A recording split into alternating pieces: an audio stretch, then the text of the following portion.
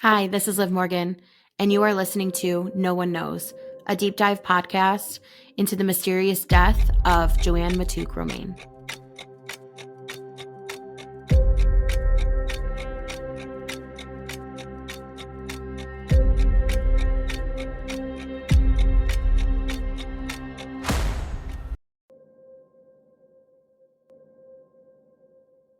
In episode 4, I left you with a few different items that we were touching on. One being Ed Milam. I am working on narrowing down more information about Ed. I still feel pretty uneasy about the conversation that we had, and some of the information that he had touched on seems like he knew more than what he was leading on. I have a few phone calls and emails out to potentially find out if anybody knows how that number could be linked to him. But I did reach out directly to his ex-wife, and I sent her a message. Quote, "Hi Jennifer, you don't know me, but I'm trying to get in contact with you in regards to your ex-husband, Ed Milam. Please let me know if you could schedule a call with me. Thanks." End quote. I don't know if she ever saw the message, but she has now blocked me, and I am unable to send her any other message or find her on Facebook. She's not returned any of my calls, texted, and I've not been able to leave a message on any of the phone numbers that are on file. She may not want to speak with me for a number of reasons. It could be a nasty divorce, infidelity, lying. Who knows? The fact that no one wants to talk makes me wonder if these people are connected somehow and they've all been instructed not to speak. I want to note, because I've noticed a few people asking. I've been able to review the records that Scott Lewis and Joanne's daughters provided me with.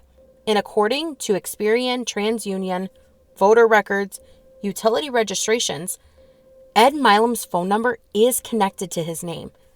But why is this so connected to everything else around him?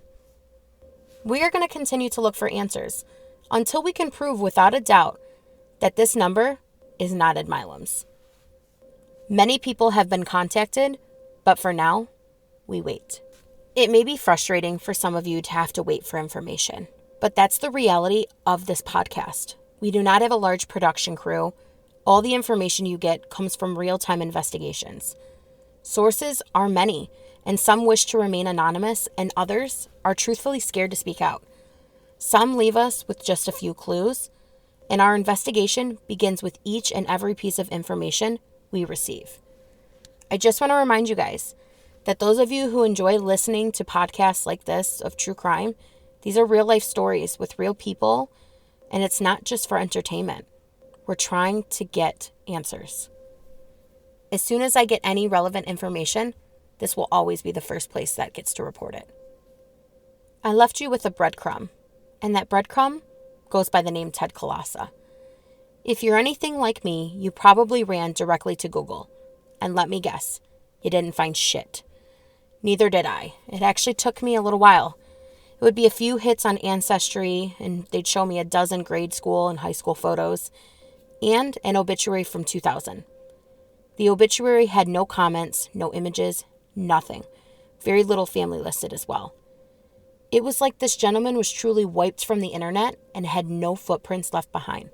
So, who is Ted Kolasa? Ted Kolasa was Tim Matouk's close friend. They grew up together, middle school, high school. I've even heard into the early 20s. But when Ted was murdered, Tim wouldn't tell anyone. It wouldn't be until I received a phone call, and on the other end would be someone who had all the information that I needed for Ted Kolasa. They obtained my information from somebody who had passed along a podcast to them. And it ended up being this podcast. This individual has spent years gathering information into this corruption. And the first thing that they asked me was, who do I trust? And I simply answered, no one. I've got papers sprawled out on my living room floor. Highlighted words, sticky notes, connecting it all. Pages with names, numbers, addresses, you name it. Autopsy sketches, chicken scratch handwriting, toxicology reports, magazine clippings, postmortem reports. But in the center is a small stack of paper with a name, Theodore Kolasa. Theodore, or as I'm going to call him, how he went, Ted, was one of Tim Matouk's closest friends through school, and like I mentioned, into their early 20s. Ted Kolasa was murdered on December 17th, 2000 in Detroit, Michigan, from a gunshot wound to the chest.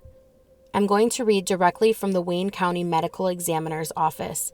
It's a report by Assistant Medical Examiner Young A. Chung, MD, and the report reads, quote, Mr. Theodore Kolasa, a 43-year-old white man, died of a single gunshot wound of the back. The major injuries included perforation of both upper lungs and heart, injuries to the aorta and pulmonary artery, and rib fractures. There was no evidence of close-range firing around the entrance wound. A large caliber non-jacketed bullet was recovered from the right chest wall and retained. No evidence of natural disease was present at the autopsy, and the manner of death is homicide. End quote. Ted Kolasa was shot from a distance by a sharpshooter. He was in his vehicle leaving the Gold Coast Bar in Detroit. It was a well-known gay bar that was a frequent hangout for many gay men in the metropolitan area of Detroit and a well-known spot for cocaine dealing and cocaine using. Ted would be sitting next to a young man who lived but has not been able to be found or contacted until now. 24 years later, after Ted's death, I had a chance to speak with the individual who was with Ted in the last moments of his life.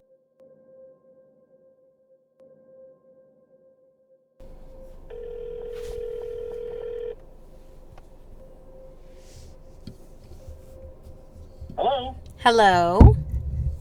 Okay. And it's really weird seeing the 313 number. Crazy, isn't it? Yes, it is. Awesome. Okay, so thank you for chatting with me. Is it better? Yeah, does it sound better for you? It sounds better for me. Yes, it does. Okay, good.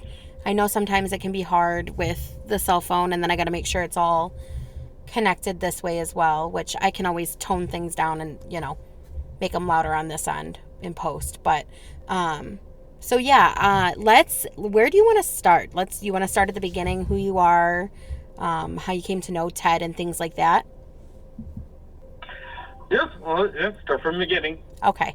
And if at any point you need a break, you go ahead and do so. Like I said, we want to make sure that we're keeping that in mind. The only thing I do ask is, before it's brought podcast or broadcast, I'd like to hear it first, just if you don't mind just getting my okay on that. Yep, perfectly fine. We can totally do that. I can send you everything before it's ever posted, and then we can go from there. Yeah. Yeah, because I might want to add something okay, yeah, go ahead. Totally fine. Awesome. Okay, so go ahead and tell me who you are, your name, how you came to know Ted Kolasa, what years you knew him, things like that. We'll just start that way. All right, so how Ted and I met. Let's see. I'm from Canada. I went to Michigan when I was 18. I worked in a gay bar that was across the street from the other bar that I worked at. So it was a Scottish pub that I worked at, and across the street was the gay bar. So I worked at both. And at night, that's where I met Ted. I was the bartender, and he came in one night, and then it must have been a couple months after, it was a couple months after his partner, Don, passed away. So he was trying to, from what he told me, live his life. So we met that way, and then after a couple weeks, months, we dated. I moved in, and everything was fine.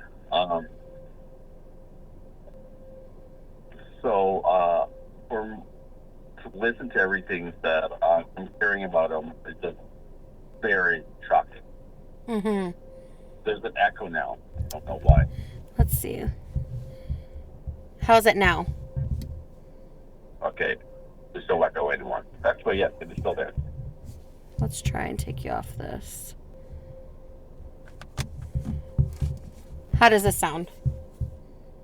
Okay. No echo anymore. Okay, perfect. Okay. So where was I? So yeah, so I worked at in Michigan. It was the SSD. That's where we met. 2000. Where it was 2000. No, it was before that. But you asked me questions, like I think. Yeah. No, you're fine. Okay, so you met him, and then you guys obviously created a romantic relationship after his partner Don had passed away.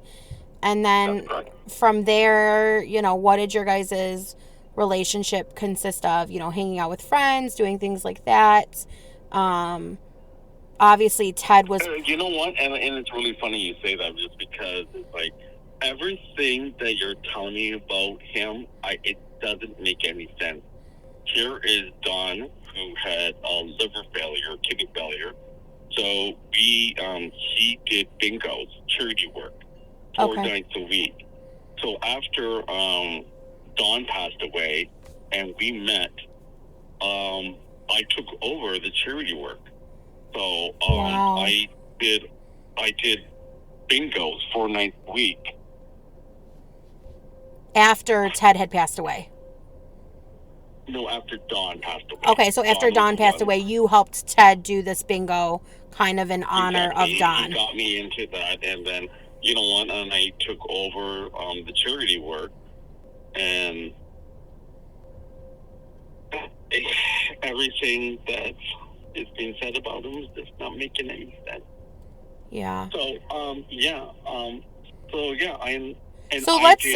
before we get banking. Yeah, so before we get too far into it, maybe we should touch on what is come forward and kind of been said. So let's talk about some of the instances where we have been able to get some documentation from Wayne County and what that documentation is stating.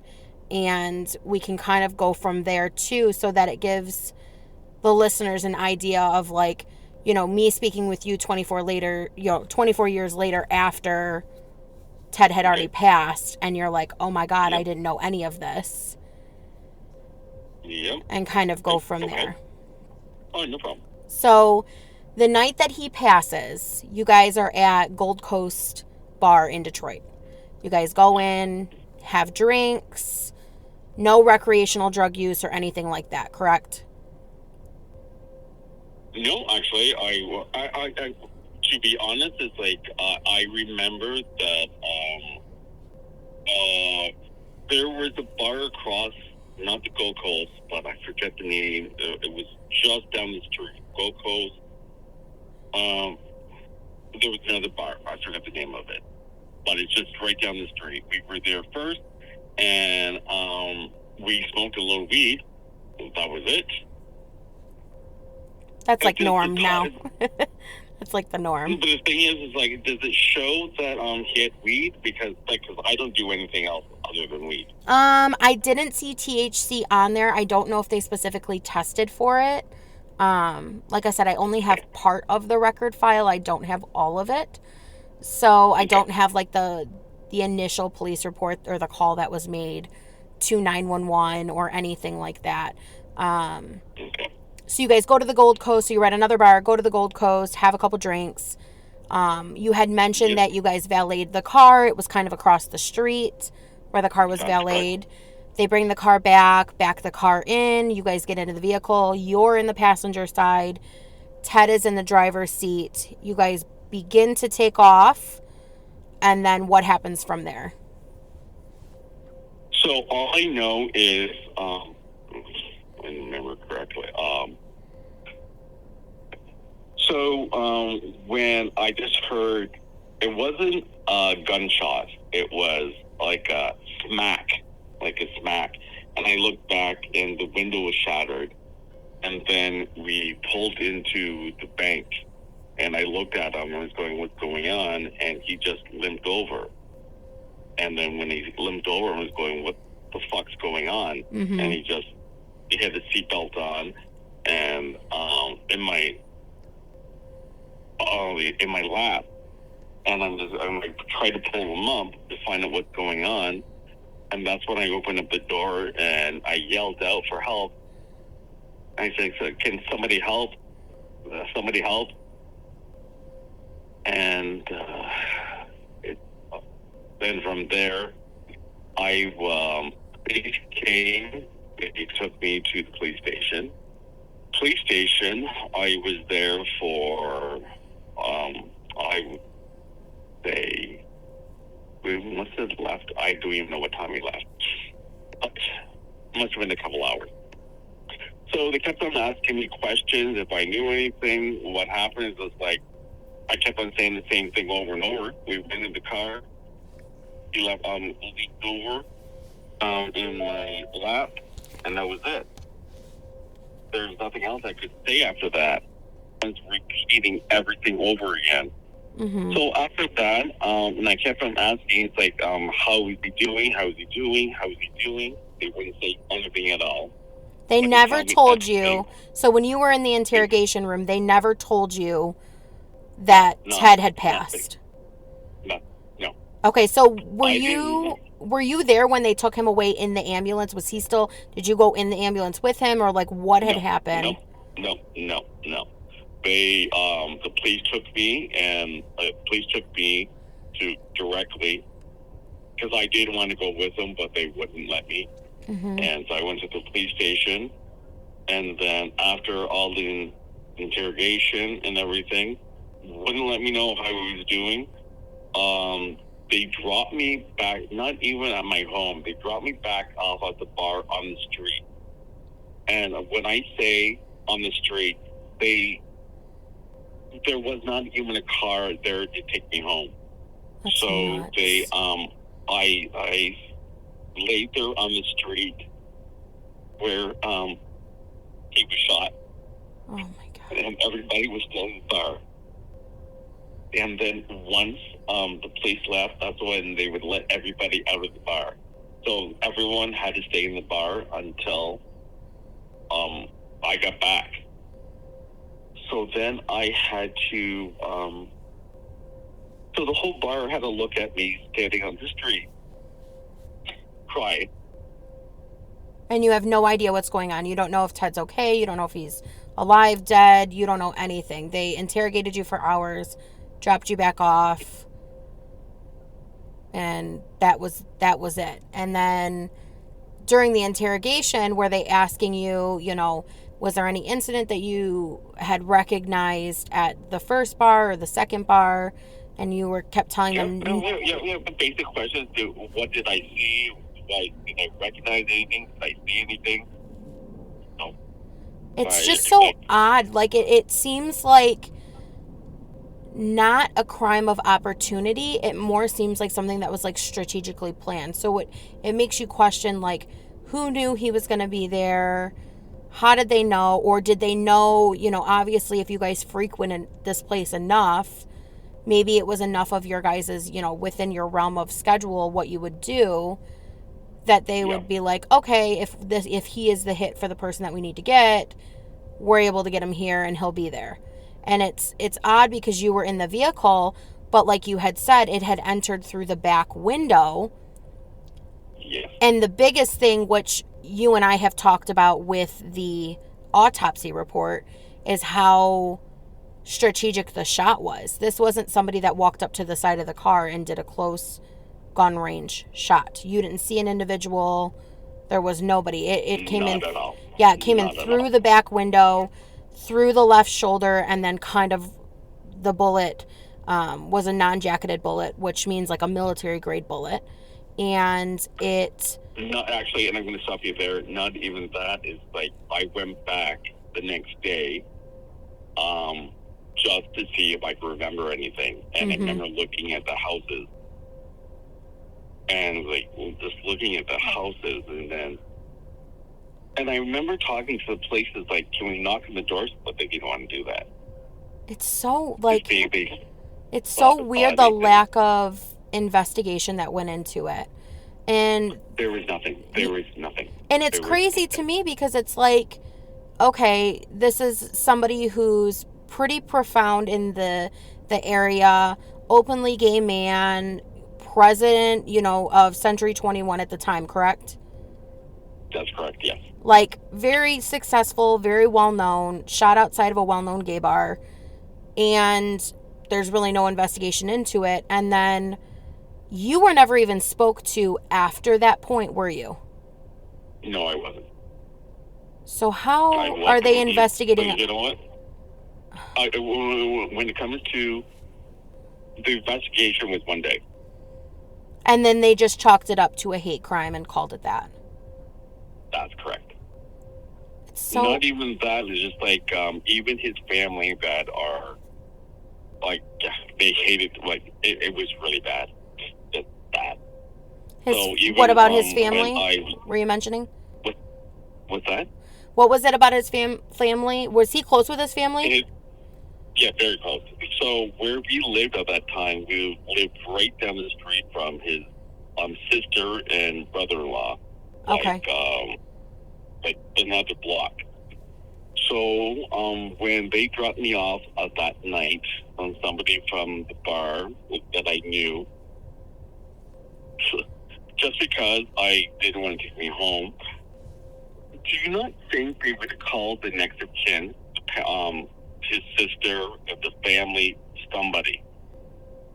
So here is, I had to go to his sister's house to let them know what happened.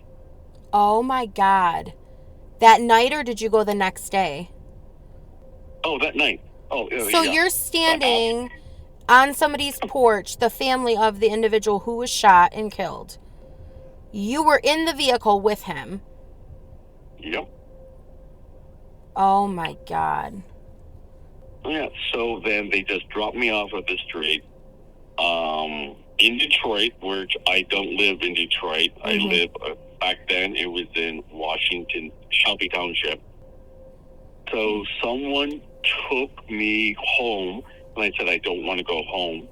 And here's me dropping them off at his sister's place.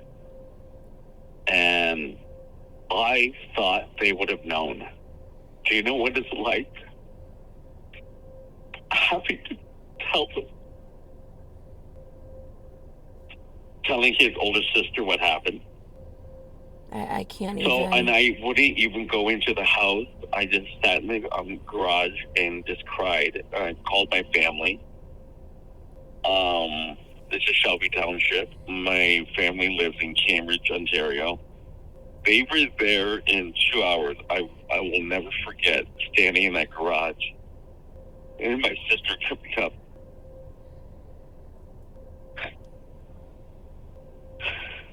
My sister coming up and just hugging me, and that's it. It was the worst night of my life. I'm so sorry. And honestly, it was. It just, it goes to show you, even 24 years ago, how the police handled the situation then. And then 10 years after that, Joanne goes missing, right? And we've talked about that and how the situation with that was handled. And it's just like, where is the investigation? Where is the people who are supposed to be doing their due diligence to look into this? So they basically told you guys, yep, it was a hate crime. But looking at the autopsy report, we're like, okay, the way that it enters, the type of bullet that was used. And not only that, but for me thinking about it, okay, you guys are getting Can I ask this, like, why does the type of bullet matter? Because it's a non-jacketed bullet, and I'm not super familiar with guns. I was actually going to follow up with somebody that I know, that I've worked with in the past on the podcast with certain things, but he is very familiar with guns. But it's a militia grade style gun, so it's meant to do more damage. When it enters the body, it kind of expands, like, I don't know if the correct terminology is like shrapnel, but okay, yeah, it's supposed to do more damage. So I feel like the type of bullet that was used, the way that he was shot while he was driving, pulling out, this is somebody that probably had to have some sort of training or familiar with guns to be able to make a shot like that through a window into the back of the shoulder and then ultimately towards the right nipple. It punctured like the lung, the heart, all of these things. That to me says a lot more than a hate crime. And personally, I think if it was a hate crime, they're probably, if you look into a lot of those type of scenarios, there's usually something that's instigated. So like a fight within the bar, or something where a gay man is in a place where there's straight men and something happens between that. It's usually not just, there's usually a reason that it's provoked, between the two parties. It's not just, oh, let me randomly shoot this person outside of a gay bar. It just doesn't seem likely. Whereas something would be, like I said, provoked from whether that be straight male, straight female, whoever, to be a hate crime. It just seems very unlikely. Yeah. So what I'm like, and I've been doing a lot of thinking since the last time we talked, and I told you about giving his clothes away. Somebody told me what he found in his pants pocket. And that's when I started doing a lot of thinking about that. But I never ever saw him high. Yes. It's crazy because so I'm going to kind of update our listeners. When I first reached out to Sydney, I had asked him, this is what I'm seeing on the report. And he's like, I never even saw this report. So that just goes to show you his partner, 24 years later, didn't know anything that was on this report. And basically on the report with the toxicology, there came up positive for certain things, but one of the things was cocaine. And I had asked Sydney, I had heard through the grapevine that the Gold Coast in Detroit was kind of known for this cocaine type of atmosphere. Sid had said, other people had done it. I didn't do it. I never noticed him do it. We never did it together.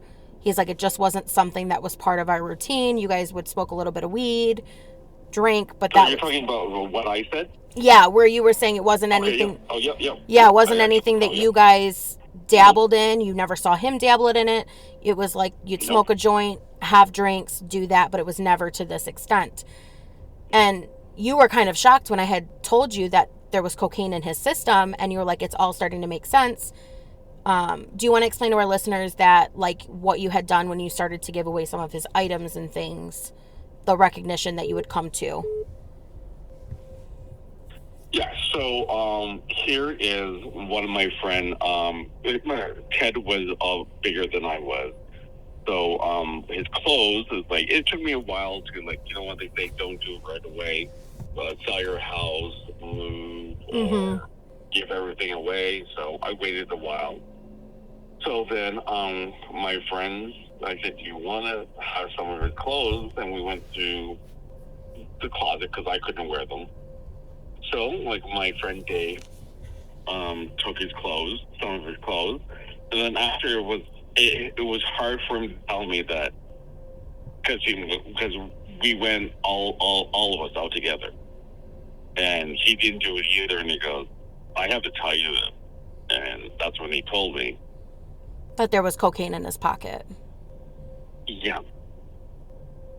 And you were probably just completely shocked. Shocked? I denied it, actually. Well, because how do you, for one, you lose somebody traumatically, right? You're in the vehicle when they're shot, ultimately. And then these things start coming forward after the fact, and you're like, you're just left with questions. There's really no answers to them because you can't ask that person that you need to ask. You know what? And then here is like, I didn't know what to do. Do I go to the police and tell them that, like, I didn't do that? I should have, but I didn't. Yeah. Do you think possibly it had something to do with the cocaine, his death? Or are you thinking, because I know when we spoke, you and I think we both kind of agreed based off of everything. We're like, obviously this wasn't a hate crime. This had to have been something else. Yeah, actually, since the last time we talked, there's some other things you should know. Okay. So, his boss, so Bill Eldridge, so I don't know if you know, the Century 21, he was his boss. So then he left the company. Bill wasn't happy about that Okay. at all, and he opened up his own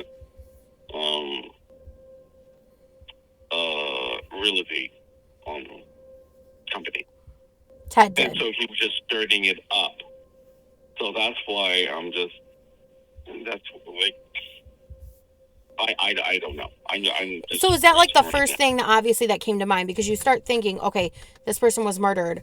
Who had a vendetta against them? I mean, that's what everybody thinks immediately. Yeah. And how long before Ted died did he leave the real estate and kind of start his own? That would have been about 6 months. So it could be something. It was quite new. Yeah. And actually, and I think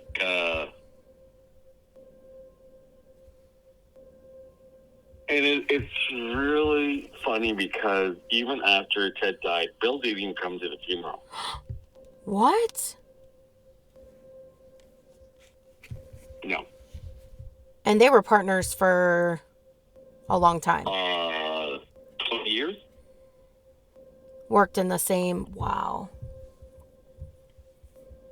Yeah, I just looked up.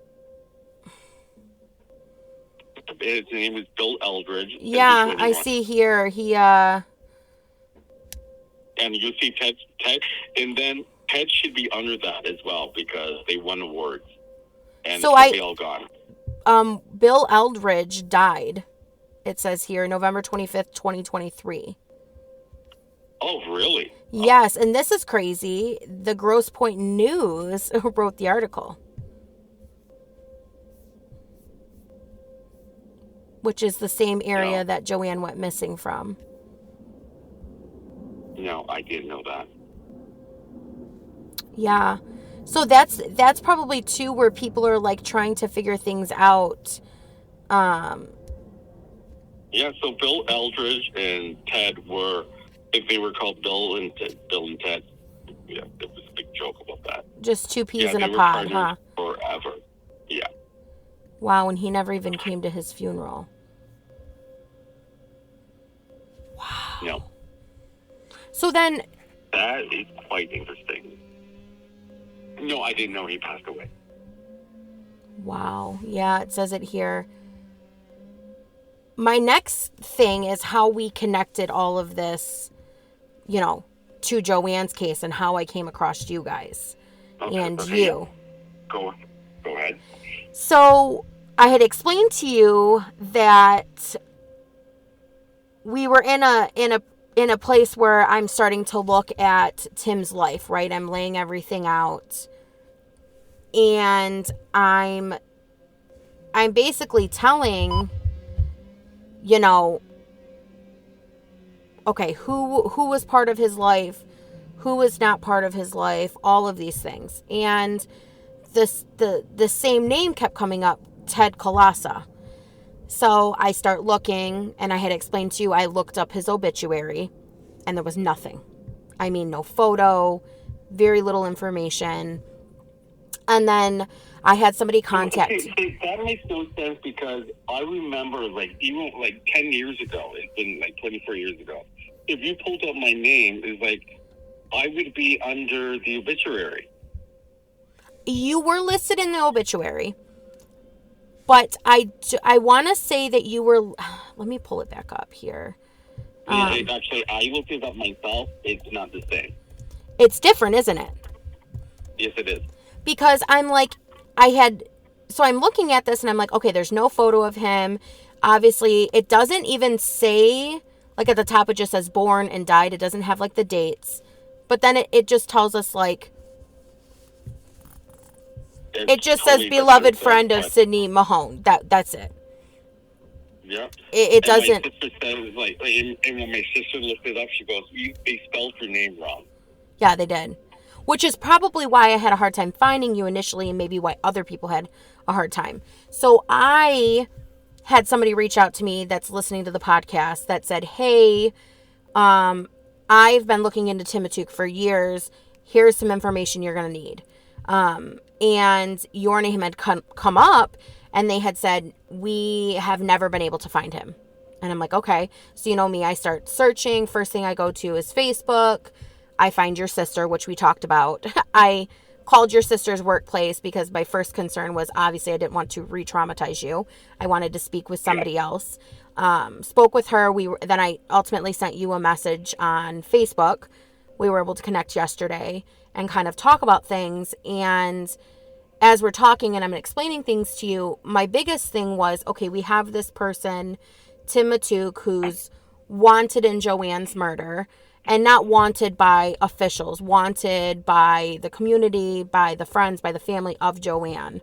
They know that he's somehow involved, but it's about proving it, right? And we get to then, then I've got this person, Ted Kolasa, and like I said, speaking with so many people, that name kept coming up, and I'm like, okay, so who is he to Tim?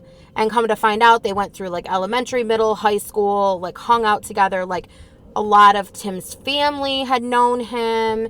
Like it had kind of come up that possibly they were in a romantic relationship together. Ted Kolasa was like an openly gay man, things like that. And I started putting connections together, and I'm like, if you ask me how many people around me have been murdered or I've been connected to murder, it's a whole lot of none, right? You ask any other person on the road, hey, how many people do you know have been murdered? Or how many times has your name been connected to, somebody that's been murdered? And it's none. So I find it odd that this Tim Matouk person, right, his name is connected to so many people around him that have been murdered. And not only that, but the biggest thing that stuck with me was the family and the friends saying, like, when Ted died, Tim didn't mention it to anybody. So I felt like that was a huge red flag. That was just something kept telling me, it's like, you need to find this Sydney person. You need to reach out. You need to figure out how, and if we're able to work together, put our brains together and see, like, where is the connection here, and why was Tim so cagey about the fact that Ted had passed?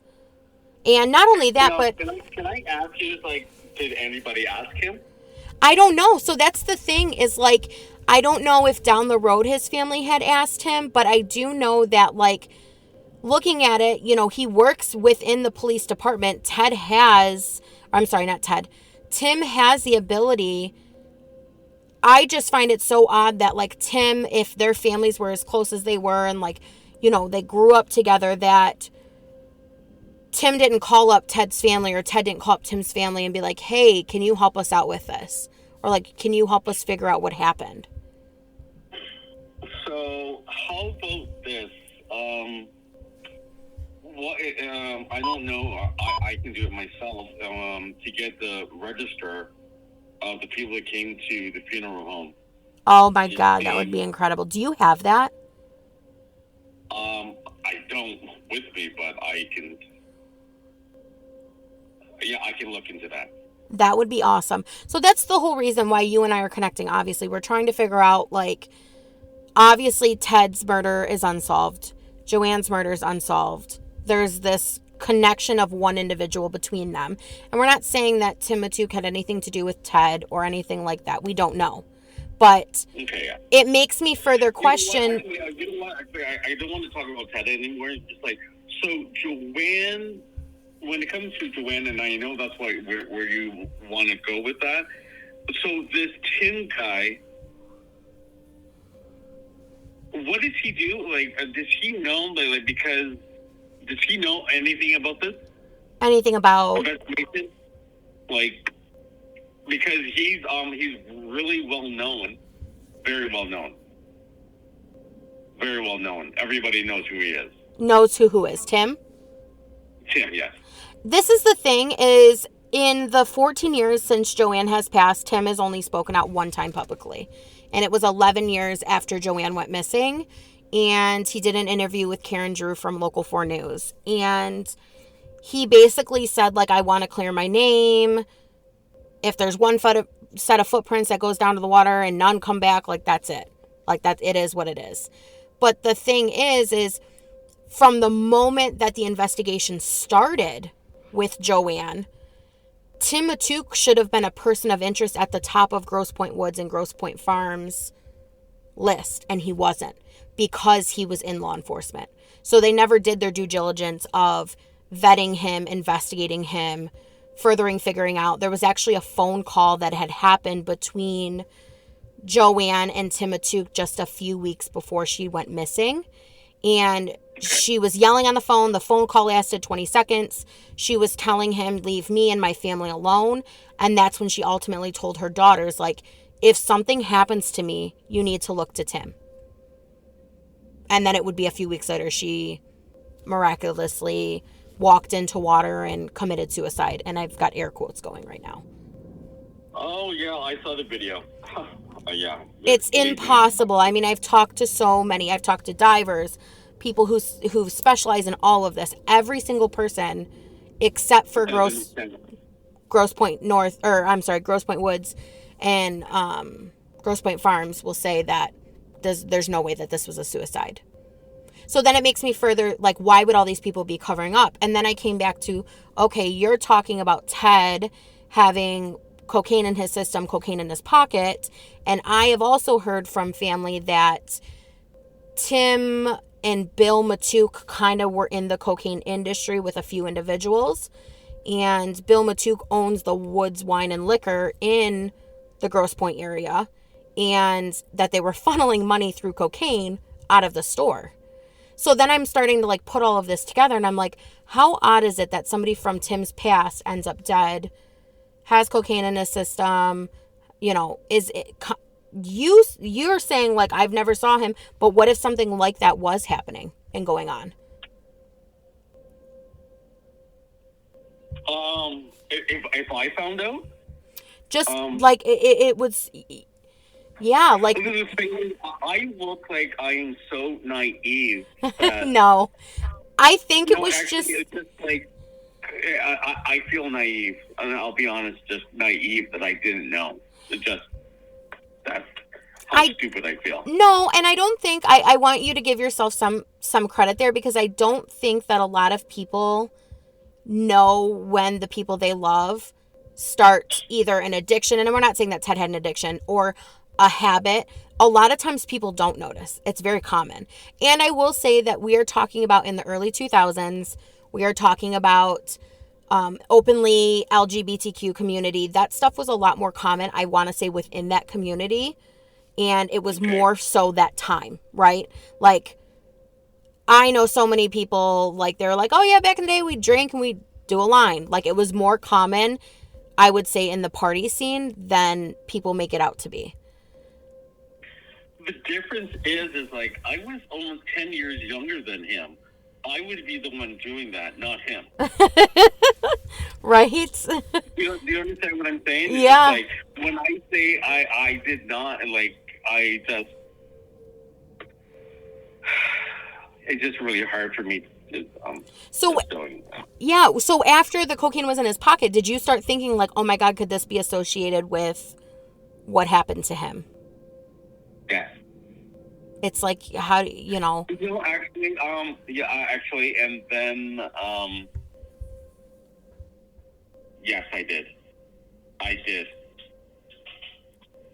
And there's only one person that but they were just reaching. But you know what? And it's one of those things. It's like, why wouldn't I go to the places, like telling your partner, like, I was doing coke? It's just like, and then humiliating the family. It's just, I did a lot of thinking about it. And what did you come to, like, a conclusion with all of it?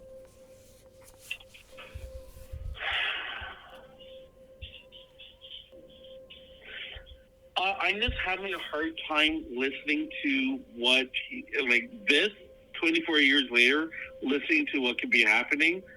I'm trying, and I'm reaching. I'm reaching. I'll be honest, I'm reaching. Yeah. Because there were no signs at all. And I'm going to be honest. It's been 24 hours since I talked to you. There were no signs whatsoever. Yeah, and I mean, that could just be, it could be a one-off situation. The cocaine may not be anything, right? It may have just been like, oh, it was one of those things he did once in a while and he had some in his pocket, right? Yeah. That could be nothing. Yeah. And then you come back to, well, what happened? Why did he die then? Who? Yeah. So then I'm looking at the pictures that you sent me. Which ones? Of Tim Matouk and Ted? Yeah. Okay. And there's nothing here that I have any pictures of Facebook or anything back, because how long ago was that taken? Oh, this photo was when they were, I think, right out of high school or in high school. Yeah, I almost didn't recognize that, so. Isn't that crazy? I would love to see photos of Ted because I've only seen photos of him from high school. Like I said, there's not a lot out there. If you have photos of you guys, I would love to see them. Actually, we had a portrait done. For our Christmas, I made a painting portrait of the both of us. Aw, I love that. In the bedroom. So I will see if I can get that for you. Yeah, I would love to see. And like that I'm just trying to think of nights that he might have been fucked up, but no, I think at the end of the day, you probably knew him, and the cocaine in his pocket was just, it would be like if somebody today was found with a joint, right? It just was one of those off instances, and then, all right. What else do we know? It's... So what can I do now to help you out with your investigation? I think just if you end up speaking with Ted's family, and if you... Oh my God. I know, if you talk to them, I don't know if you do. I just am curious to see if... So I've obviously been able to hear the Tim Matouk side of things, right? But I'm curious to see the Ted side of things. Like, if he ever mentioned to people about Tim, or, like you were in a relationship, you were a partner, if he ever mentioned somebody who was, closeted and things like that. Tim Matouk is not an openly gay man. Oh, yeah. Since we talked, it's like I've been reaching out to people in Michigan that, but you know what? I've been trying to do my own investigation as well. And Tim Matouk is well known and not liked, and he's shady. Yeah. And I really had people coming back to me saying, like, yeah, he's shady. Mm-hmm. I would love to hear more about the people. And anybody that wants to come forward, like if you've talked to people that have had relationships with him or know him personally, and they want to talk off the record, like, I think that if you have so many people kind of building this character of who this person is, right? And then ultimately they're, because I didn't know who Tim was. I've never met him. But I'm reading through depositions, and all of these people, somebody accuses him of molestation. His first wife in her deposition, like, you could just tell she was fucking petrified. Like, she was talking about how, in their marriage, he pepper sprayed her in the face, and he was very verbally and physically abusive, and just instances. And they straight up asked her, like, did he ever threaten to make you disappear? And she was like, yes. So can you give me a little bit more background about so obviously, we want to look into what happened to Joanne, correct? Yeah, that's the goal. Like, okay, we have phone records. We're trying to connect the phone records back to the individuals. I have a few individuals I've been able to link the phone numbers to. I've spoken to one of them who is now a born-again pastor, and he claims he was not involved. But through all of our sources, all of everything, I mean, credit reports, TransUnion report, everything, that phone number is linked to this gentleman's name. And he used to be a delivery driver in the Metro Detroit area. He worked with Pepsi. And now he's a pastor. Yeah, because I'm kind of like, I'm kind of step back just because he was friends, like a colleague or teenagers. They were friends. I don't want to put Ted's name through mud just because he knew him, kind of thing. Yeah, no, and that's the thing. I think that Ted, if anything, Ted was more of somebody who knew Tim young. And yeah. I've heard, that Ted was also, his father had passed and Ted was in the vehicle in a car crash when his dad passed. And there was an instant. What did you say? I'm sorry. Oh, I'm saying that is correct. Yeah. Okay, so somebody had said to me, like, yeah, years down the road, like, Tim would make jokes to Ted about, like, his dad's body and, like, morbid comments. Like, oh, yeah, your dad died in the car, and, like, would make comments about the body. And, like, these are people, like, 40 years down the road that are telling me this. They're like, this was, like, it was fucking weird enough that it, like, stuck with me this long.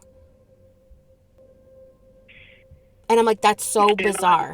You mind if I ask who, like, but you don't have to, like, who, just so I know who would have said that? Yes, it is, hang on, let me pause this really quick.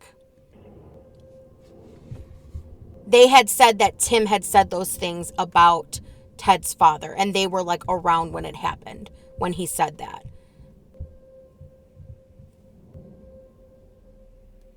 Okay, you know what? Let me focus on that because, yeah, there is something I know about that. And I'm just curious. I'm curious too. Like, was Ted always openly gay, like from a young age, or like when did he come out? Oh, he was always, yeah. So that's another. He was always openly gay. So that's another thing for me, like. This openly gay man, and then we have this supposedly straight man that's been married twice, but has some sort of child male pornography, type of accusation, sexual assault. It makes me question, like, if they were in some sort of, let's say, relationship in high school or something like that, right? That Ted had to have confided in somebody at that point, right? About this. If they were. He had to have been like, yo, I'm trying to date my friend, but he's in the fucking closet, or what. There had to have been something. That's why I'm so intrigued by, like, if Ted's family knows anything or anything. It's just so, it's so odd. All of it is so odd. And like I said, so many people have mentioned to me about them noticing that type of relationship between them. And then Tim comes out and he's straight and he marries a woman, divorces, has a couple kids. It's just very odd. If you're trying to ask me if we had three-way or anything like that, never. No. That never happened. No, that is totally on your guys's, realm of whatever. You do what you want. I'm not insinuating that at all. I'm just saying that I just find it odd that Tim would be. I just have this. I have this weird feeling that. You know what, actually, and I have a very weird feeling, too. After talking to you, so what I think I need to do, and I'm going to help you out here, is, this is going to be hard. Because they hate me. They hate you? Yeah, they hate me. Ted's family? Yeah. Why? They feel that, actually, yeah, let's talk about that. Since he passed away, the funeral home, everything, that if it wasn't for me, he wouldn't have died. Wait, why would that? He wouldn't have, like, you know what, actually, he wouldn't be, like, he changed. Yeah, actually, so yeah, actually, let me tell he was a lot heavier when I first met him. He lost a lot of weight, almost 100 pounds. Oh, wow, that's amazing. And then we started going out, and, like, you know what? And it's not that he changed, he was happier. We were going out. He was more social. That's when we started going out. They feel if we weren't at that bar that night, this wouldn't have happened. Yeah, but you didn't force Ted to go anywhere. He's a grown adult who made his own choice. I know. And I feel like that's very hurtful to put that onto somebody who is somebody's partner and ultimately was with them in the last moments of their life. That's not okay to do at all. Yeah, I know. And like you said, you were 10 years younger than Ted. Maybe you were exactly what he needed at that time. Maybe he needed that. Maybe he needed to get out. I think that we are everywhere we're supposed to be at the time we're supposed to be there. And I think that fate is so far out of our control. I think that if this, which we've already decided, this obviously wasn't a hate crime, it probably would have happened whether you guys were there or not. There was a reason in somebody's eyes why they did that, and it's about finding out that reason why. And that's it. And Liv, I'm going to be honest, is like, since we first talked, I've been doing a lot of thinking and talking to a lot of people that I haven't talked to in Michigan about everything. And things are coming up that I didn't know about. So, like, when I say Bill Eldridge, yeah, who was, I think you should look in, just, he passed away. He said he passed away. He did, but listen, people passing away doesn't stop me from finding somebody that knew them. So, I should look into him? Yes. Okay. I was going to say that yesterday. Okay. I'll look into him. I'll pass his info along to the other people that are looking into things as well. Yeah, because Bill did not take it well when he left the company. Okay. The thing is and to be friends for 20 years and not come to his funeral, like, regardless of how you felt at the end, if 6 months before he decided to, I don't know. That's just so bizarre to me. Yeah, but the thing is, it's like, I don't know if Bill, but the thing is, it's like, they might have known this Tim guy as well. So we need to see if there's some sort of connection with, I wonder where Bill grew up. I wonder if it says it in his obituary, because that's another thing. Like, yes, yeah, Grosse Pointe. Like, I know that for a fact. He grew up in Grosse Pointe? Yes. What the fuck? I know that for a fact. Oh my god. Oh my god, his funeral service will take place at St. Paul on the Lake Catholic Church. That's the church Joanne went missing from. How weird. What? Yeah. Say that again? So he died November 25th, 2023. He was 75. It says, yeah, he went to Grosse Pointe High School, graduated in 1996. But it says here at the end that his mass for his funeral took place December 9th, 2023 at the St. Paul Catholic Church on Lakeshore in Grosse Pointe Farms. And that's the church that Joanne went missing from.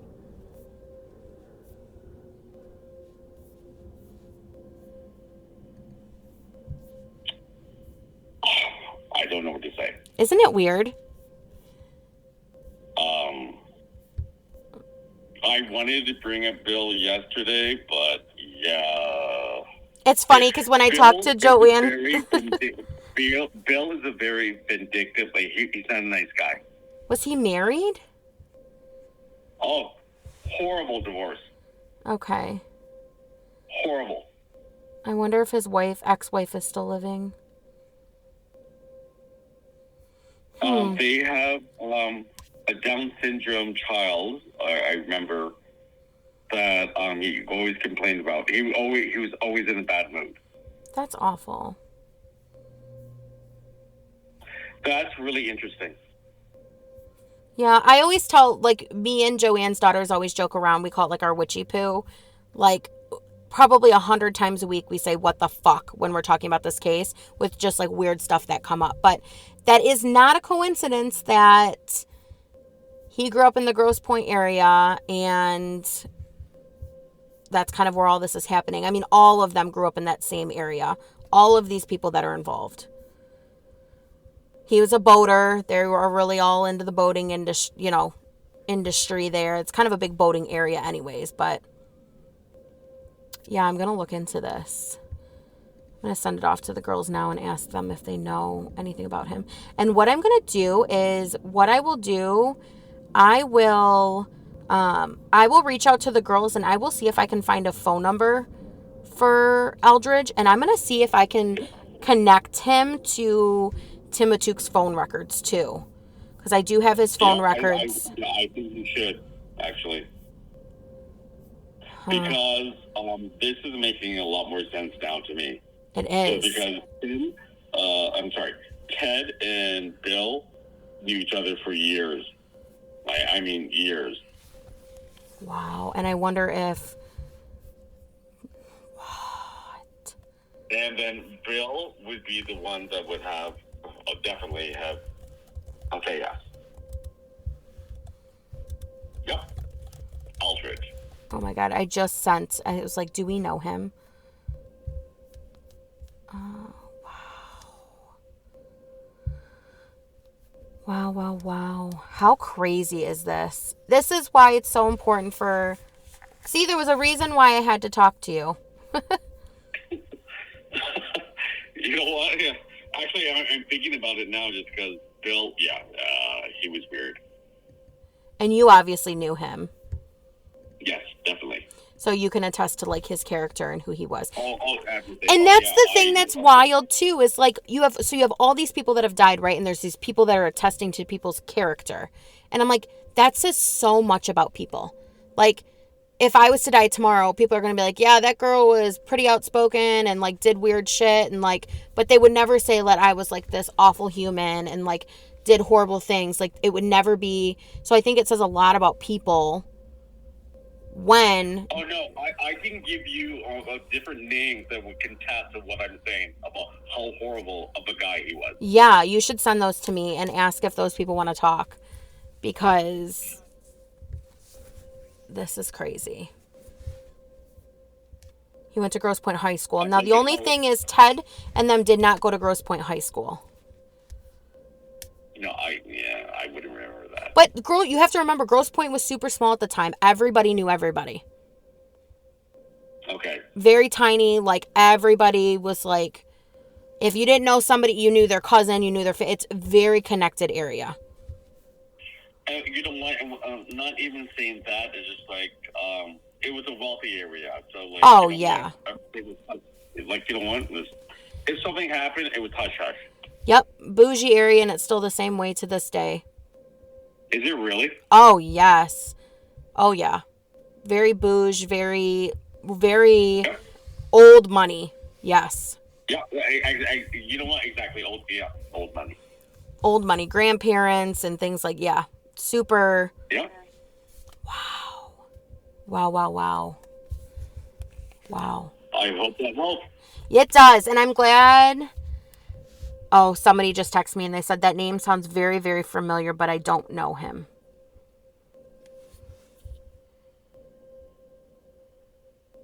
Yeah. The last name is familiar. His wife's name is Elizabeth. They're divorced. Her name is Elizabeth Eldridge. I don't think she goes under that name anymore, but that was her name. Okay. Elizabeth. We can find info on that. Cool. Awesome. Okay. Well, I really appreciate you taking the time to chat and kind of divulge things with us so we can figure out, I hope in the process of everything we can find closure for Ted's case also, Yeah. And I really, like I said, 24 years later. And I really appreciate you reaching out to me just because it might have been hard for me, but you have to start somewhere. And I do need closure. Yeah. Yeah. Closure is hard and it's never linear and it's never, it's at the time that it needs to be, which is kind of something that we come back to when I'm talking with Joanne's daughters and things too, that they can't believe that it's been 14 years. And like you're like, it's been 24 years and ever you can talk about the case. So you have so much detail, but like just to even remember the lack of investigating from the start is crazy. That to me is crazy. Well, I'm happy to help. Yes. Thank you so much. Can you please tell Joanne's daughters that my name, and if they need any other questions, they can free field to let them know who they would probably just want to talk to you anyways because they're those type of girls. They're hilarious. They're a fun bunch. And yeah, I will plug you into a group chat with them so that you can chat with them because maybe there's something that you guys might know. I don't know, Okay. Yeah. You know what? I'm here to help in any way I can. You're amazing. Thank you so much. Thank you, and thank you for being Ted's voice when I can't speak to him today. So it says a lot. All right. Thank you. Thank you. I hope you have a good night. You too. Take Thanks. care. Bye.